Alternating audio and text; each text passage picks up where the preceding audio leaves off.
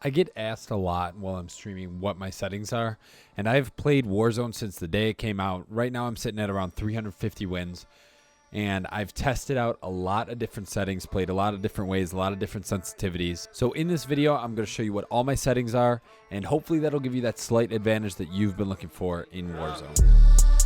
Yeah. 2K for you mean?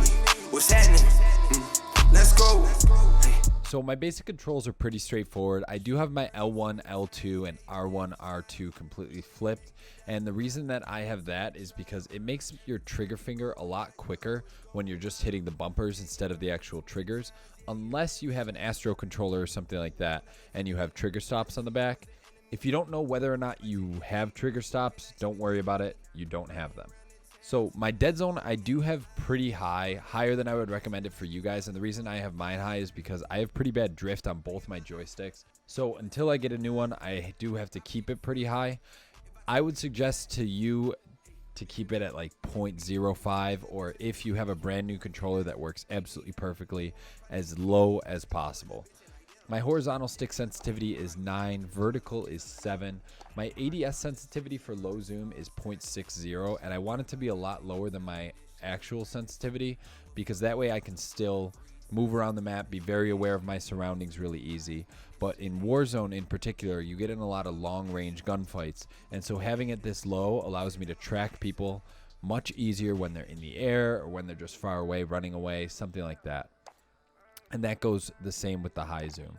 My aim response curve type is dynamic. Now, this one's a little bit harder to explain, mostly because I do not understand it myself. I can tell you that I have tried linear and I have tried standard, and for some reason, dynamic just absolutely, without a doubt, works the best for me. But things like this you can try out on your own, figure out what works best for you. My controller vibration is definitely disabled. You need to disable it. Playing with it enabled, like if you want to play campaign or something like that with it enabled, that's great, but you should not be playing any shooter games with your vibration enabled. It does affect your aim, and if you've never played with it disabled, definitely try it out. It will make a huge difference in your aim.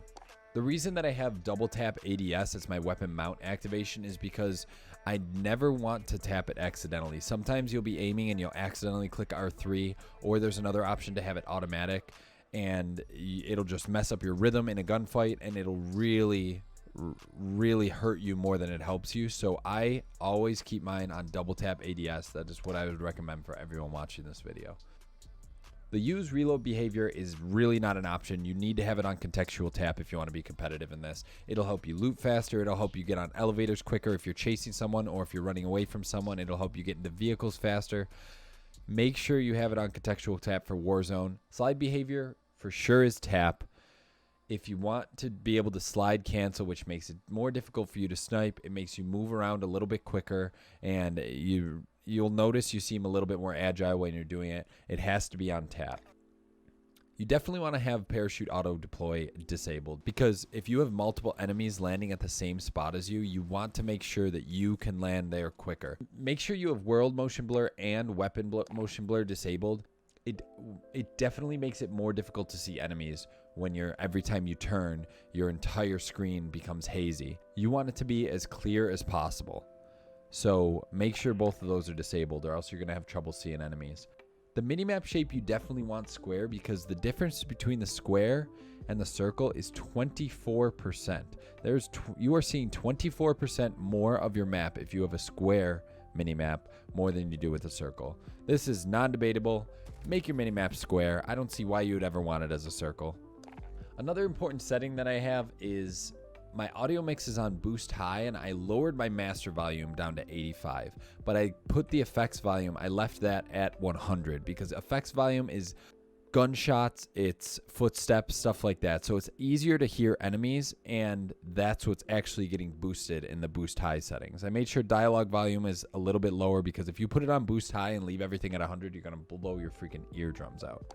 And this honestly is more just to have in the future when people come on stream and say, hey, what are your settings? I can just direct them to this video so I don't have to take up stream time doing it.